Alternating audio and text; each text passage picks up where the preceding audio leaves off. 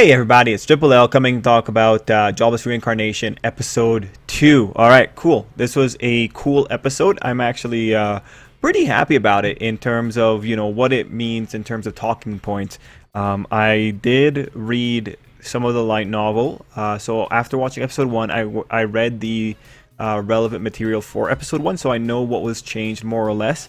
I even made a video about some of the first changes, which then when you went into episode 2 gave you more of the material that episode 1 skipped over.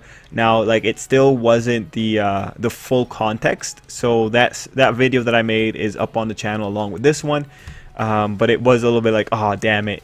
They actually did show a little bit of the negative sides of this guy's character. On that note, I am kind of happy that they are showing the negative side. I'm ultimately happy with the balance that they're striking here right now. They are showing the negatives of the character, but they are keeping some of the dirtier details away from the context. Which at this point, it's not really a big issue. This is par for the course when it comes to light novel adaptation. I do expect some of the little details to be removed. But if episode 1 was what we had gotten and episode 2 didn't cover the material that would have been in episode 1, if we were in that situation with episode 2, I would have been like, okay, this is legitimately taking out quite a lot of the ugly stuff, but now it looks more like they're going to go for a balanced, nuanced approach. And it does seem like they are relatively open to adapting things out of sequence when compared to the light novel.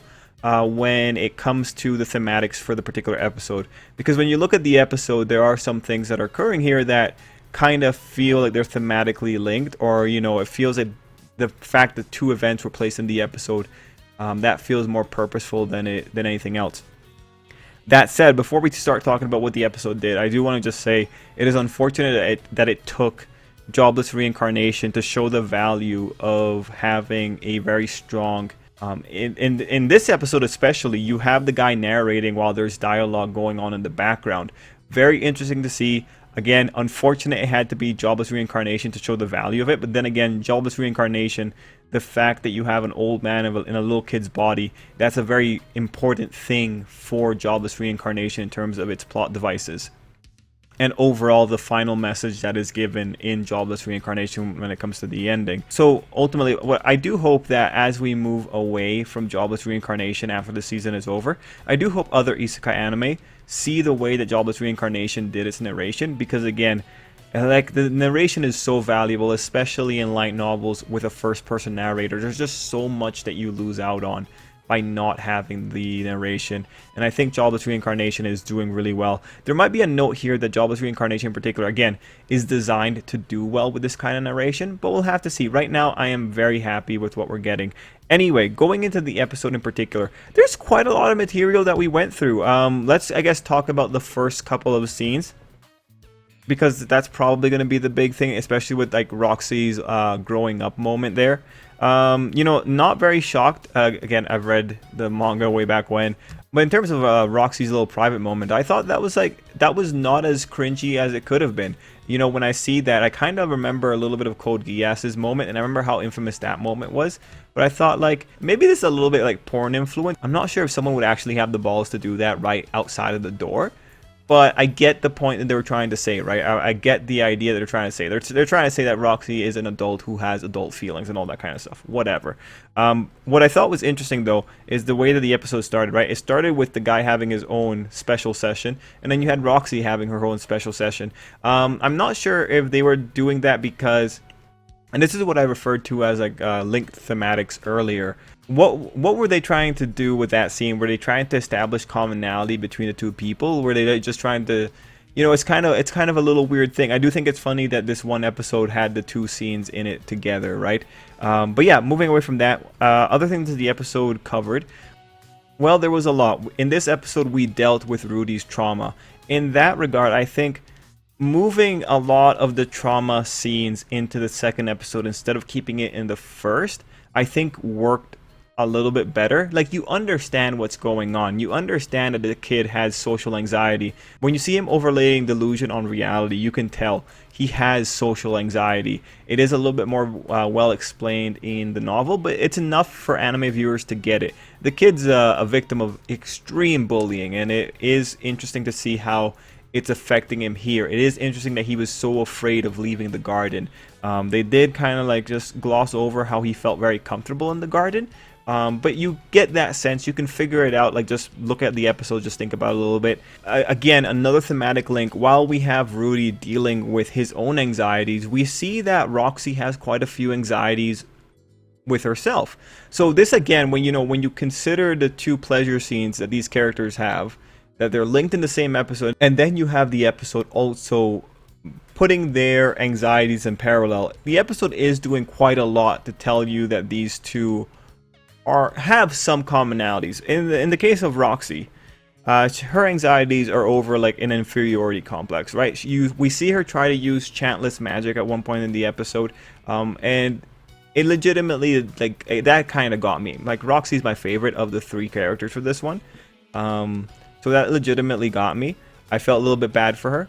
Especially with the way she talks herself down. A lot of the episode is her like saying that, hey Rudy, you're gonna have to look down at me at some point in time here. Ultimately, what I feel about the Roxy scenes with her anxiety, again, I think that was well done. I think that was relatively tasteful. Good stuff for that. Moving away from that, what else did we get? We had some world building stuff. We had the Superb, I believe they're called, like the demon race. We have some information about them coming up, how they're pretty much the boogeyman of the world, essentially. We had a few of the moments with the parents. I think the parents are still having a great run for this particular anime season currently. And then we had, of course, Rudy getting the... what was it called? Is it Saint Magic or something like that? Well, like the high level magic. We saw that the horse got fried. We had some healing. One thing I will say is that it's very easy to manipulate weather in this series. So already the power ceiling is getting set up like really aggressively. That they can create storms with magic. This is a really powerful magic world. I'm pretty happy to see it. It's cool to see that, this isn't a world that's just going to be laughing at its inhabitants. It's going to be showing that a few of them can actually do really crazy things. Now, mind you, Rudy can naturally surpass them, but that's okay. Like, what Roxy can do is a lot more than what the typical isekai denizen can.